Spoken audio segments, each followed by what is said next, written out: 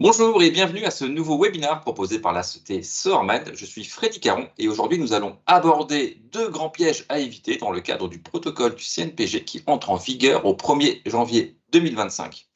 Ces deux grands pièges en fait sont la précision et la certification des instruments. Donc, pour rappel, bon, aujourd'hui, nous n'allons pas détailler en fait entièrement le protocole. Il ne s'agit pas de faire sa lecture, mais de rappeler vraiment en fait ces deux grands pièges. Mais juste pour rappel, ce protocole est destiné à toute personne intervenant sur les installations de gaz, que ce soit pour l'entretien, pour un diagnostic ou pour un audit en fait de cette installation. Le protocole complet est disponible sur le site du CNPG ou bien pour toute demande auprès de notre service client, nous pouvons vous le transmettre avec grand plaisir. Premier grand piège à éviter, la précision des appareils de mesure. Au sein du protocole, on va retrouver ce petit tableau qui indique une plage de mesure du CO ambiant. Donc ici, on voit de 0 à 100 ppm, en précisant la résolution des appareils ainsi que leur exactitude. Donc on peut lire ici un plus ou moins 3 ppm pour toute mesure inférieure à 20 ppm et une précision de plus ou moins 5 ppm pour toute mesure supérieure à 20 ppm. Alors, pourquoi ces exigences? Alors, je rappelle que le CO ambiant, c'est quelque chose qui est très, très dangereux. D'ailleurs, selon les données de Santé publique France, chaque année, en France, le CO cause entre 3 000 et 4 000 cas d'intoxication par an, entraînant en moyenne une centaine de décès. Donc, ce n'est pas quelque chose de prendre à la légère. C'est pour ça que ce protocole existe. Et c'est pour ça aussi qu'il définit un certain niveau en fait, de précision au niveau des appareils à utiliser. Alors, pourquoi est-ce compliqué en fait, à mesurer?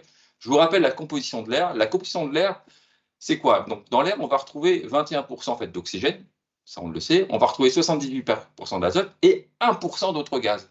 Dans ces autres gaz, on va retrouver un tas de gaz différents et notamment un peu de CO. Et dans ces 1% d'autres gaz, on va retrouver dans l'air ambiant qui nous entoure moins de 0,001% de CO. Et pour rappel, 0,0001% de CO, ça correspond à 1 ppm.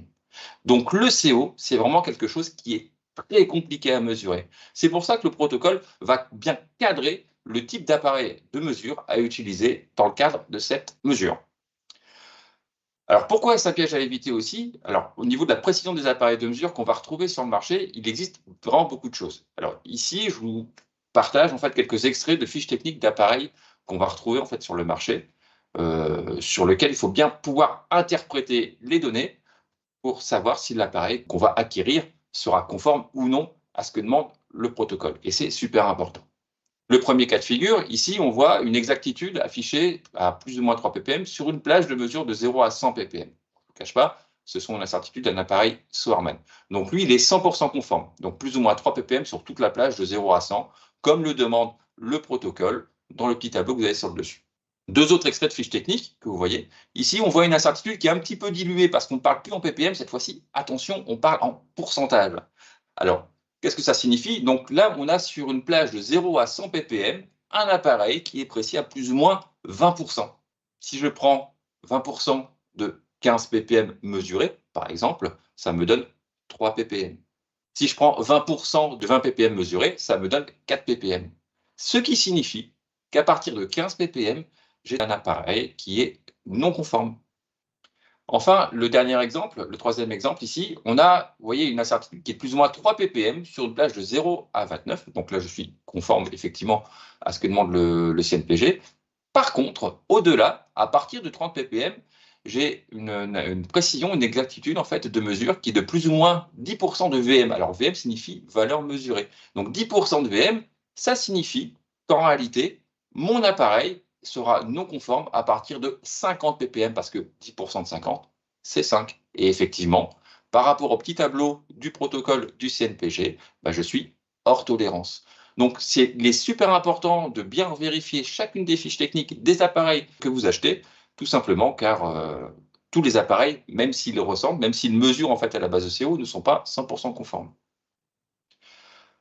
D'ailleurs, au sein du protocole du CNPG, il y a quelques petits paragraphes qui excluent certains types de produits, notamment tout ce qui s'appelle en fait des équipements de protection individuelle, des EPI, qui sont des petits détecteurs de CO, comme nous, on peut vous proposer également. Donc je rappelle que le rôle d'un détecteur de CO, c'est de vous avertir en cas de problème au niveau du CO ambiant, en cas de dangerosité, de manière à vous dire, sauvez-vous, l'appareil s'allume, sonne, vibre, voilà, il vous dit en fait sauvez-vous. Donc son rôle, c'est de vous alerter par rapport à un danger. Pareil, le protocole élimine les mesures qui sont réalisées à l'aide des sondes de fumée des analyseurs de combustion. Alors pourquoi avec les sondes de fumée? Imaginez bien qu'une sonde de fumée pour les chauffagistes d'un appareil de combustion qui peut aller pour certains produits jusqu'à 8000 ppm en termes de mesure de CO n'aura pas la même précision qu'un appareil de mesure qui est dédié à ça sur une plage de mesure qui est beaucoup plus petite, sur un 0,500 ppm par exemple. Par contre, sont autorisés les appareils de mesure électroniques qui sont dédiés à la mesure du CO. Voici chez Sorman un exemple en fait, des différents appareils compatibles et 100% conformes aux exigences du protocole du CO. Nous vous les présentons un petit peu plus tard dans ce webinaire, mais tout de suite, je vais vous parler du deuxième piège à éviter qui est tout aussi important, qui est le certificat d'étalonnage. Donc, certificat d'étalonnage, l'autre piège à éviter. Donc, pour rappel, un certificat d'étalonnage permet d'attester la conformité d'un produit en le comparant par rapport aux étalons nationaux. Il sert notamment à prouver votre bonne foi sur les mesures que vous effectuez. Et là, c'est super important, notamment en cas de problème au niveau des mesures de CO ambiant, qui, je le rappelle, est mortel. Donc, au niveau du protocole du CNPG, ici, je vous ai mis l'extrait du paragraphe 5.2, qui sont les exigences relatives au contrôle des appareils de mesure. Donc, la procédure ici doit contenir un minimum les informations suivantes, c'est-à-dire que vous devez pouvoir présenter et justifier d'un certificat d'étalonnage à l'achat de votre appareil avec étiquette sur le produit, donc la petite étiquette qui reprend un certain nombre d'informations, notamment le numéro de certificat et la date de son émission.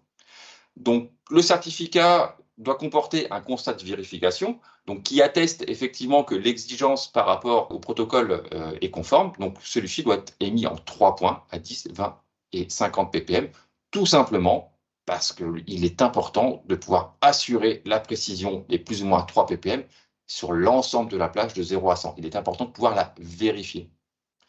Au bout de 3 ans, après l'acquisition de l'appareil, un réétalonnage en fait, sera nécessaire, puis tous les 2 ans pour les appareils de mesure de CO.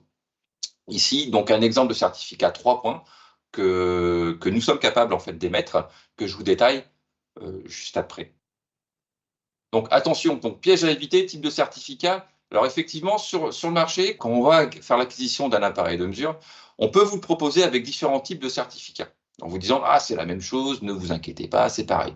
Donc ces différents documents peuvent s'appeler des certificats CE, certificat de conformité, c'est assez courant d'en voir, certificat d'ajustage, protocole d'étalonnage, protocole d'ajustage, certificat de vérification, ils peuvent avoir plein de noms, mais attention, en aucun cas, tous ces documents ne sont en réalité des certificats d'étalonnage. Un certificat d'étalonnage, comme le demande le protocole du CNPG, doit comporter un certain nombre d'indications. Par exemple, ici, on a le raccordement métrologique, on aura le numéro unique du certificat, on aura un rappel des caractéristiques de l'appareil étalonné et surtout le relevé de mesure par rapport aux étalons nationaux. Je vous le détaille. Par exemple, ici, vous avez un certificat d'étalonnage émis par Nos Soins. On va retrouver le numéro unique de certificat. C'est un numéro unique, ce n'est pas un document qui est général par rapport à une gamme ou un type de produit. C'est vraiment un certificat qui est émis par rapport à l'appareil dont vous avez fait l'acquisition. Le document rappelle également l'organisme qui réalise l'étalon. Il rappelle le type d'appareil que l'on étalonne. Donc, en l'occurrence, ici, on a pris l'exemple d'un appareil qui s'appelle le CO110 de marque Kimo, il rappelle également en fait, son numéro de série. On précise que ce document est tout point conforme à la norme FDX 07012. Vous avez sur ce document également une pagination ainsi que le responsable de la partie métrologie et le signataire en fait, du certificat. En deuxième page, on va retrouver les caractéristiques de l'appareil qui est étalonné. Donc, on va retrouver par exemple la plage 0,500 ppm ainsi que la résolution de l'appareil. On va retrouver également la méthode d'étalonnage qui est décrite. Donc, je ne vais pas vous la lire, mais si on regarde bien au niveau du document, on voit les numéros de rattachement des étalons utilisés pour attester que votre appareil est 100% conforme par rapport aux écarts maximum tolérés demandés dans le cadre du protocole. On va retrouver les conditions environnementales du laboratoire. Je rappelle, 1 ppm, 0,001% de l'air. Imaginez que la moindre variation des conditions climatiques du laboratoire, que ce soit en température, en humidité, voire en pression atmosphérique, peut avoir une influence directe sur la mesure et sur l'étalonnage qui est effectué. Enfin, ce qui est la partie la plus importante, le résultat des mesures. on va retrouver pour chaque point les valeurs mesurées par rapport aux valeurs de référence, avec l'écart entre les deux, ainsi que l'incertitude de mesure. Sur la troisième page, on va retrouver le contrôle en température, car chacun des appareils qui mesure le CO ambiant chez Soermann est couplé à une sonde de température qui est intégrée, qui vous permet de mesurer la température ambiante. Et enfin, sur la dernière page, nous avons en annexe du certificat d'étalonnage ce qui s'appelle le jugement de conformité, donc la partie du certificat qui atteste par rapport aux EMT, donc à l'écart maximum toléré dans le cadre du protocole du CNPG, cette partie atteste que l'appareil est conforme. Voilà, donc ça c'est un vrai certificat d'étalonnage, donc méfiez-vous des apparences, méfiez-vous également de ce que vous retrouvez au niveau des certificats de conformité, etc. Encore une fois, le certificat d'étalonnage doit comporter à minimum les informations que je viens de vous citer.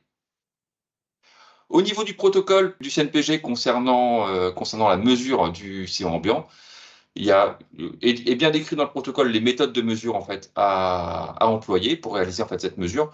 Donc c'est très bien décrit dans le protocole, donc je ne vais pas vous les détailler chacune en détail, mais sachez juste qu'elles sont faites en fonction du type d'installation sur lequel vous intervenez. Mais bon, en résumé, donc la mesure doit être réalisée dans l'air ambiant de la pièce dans laquelle se trouve l'appareil. Donc on doit mettre les appareils à l'arrêt. S'il existe un autre appareil avec un dispositif d'extraction de VMC, on le met à l'arrêt, puis on l'ouvre. Voilà, il y a toute une série de procédures en fait à faire pour être certain de bien mesurer correctement le CO ambiant. Encore une fois, qui est très compliqué en fait à mesurer. Voilà, donc ça, je vous laisserai découvrir tous les éléments au sein du protocole, qui est vraiment pour le coup très bien fait, très bien détaillé sur le type et comment réaliser les mesures. Donc, conseil d'instrumentation pour le CO ambiant. Donc, encore une fois, les instruments vraiment conformes sont vraiment rares. Donc là, je vais vous présenter quelques appareils, notamment ceux de la marque Kimo, qui sont 100% conformes au protocole du CNPG. Tout d'abord, on va retrouver un appareil qui s'appelle le CO50, donc très simple à utiliser, avec un afficheur, une ligne. Voilà, on n'a que 2 boutons. On l'allume, on a la valeur en fait de CO directement. On peut avoir également la température. Donc, on voit bien qu'on est bien sur une échelle de 0 à 500 ppm, avec une résolution à 0,1 et une précision de 3 ppm. Attention, sur ce type d'appareil, le certificat d'étalonnage est en option. Les appareils, par contre, 100% conformes et qui peuvent être, livrés avec certificat d'étalonnage directement, vous avez notamment le CO110 qui est ici, qui aura les mêmes caractéristiques de précision que le CO50 présenté précédemment. Néanmoins, il a un gros avantage, c'est comme vous le voyez sur la petite image, vous avez une sonde ici déportée qui vous permet d'aller faire votre balayage, votre prise de mesure au plus près des appareils concernés par votre mesure en fait, de CO ambiant. Donc ça, c'est vraiment pratique, c'est vraiment l'appareil qui est vraiment top par rapport à ce que demande le protocole et par rapport aux méthodes de mesure qui sont décrites dans celui-ci.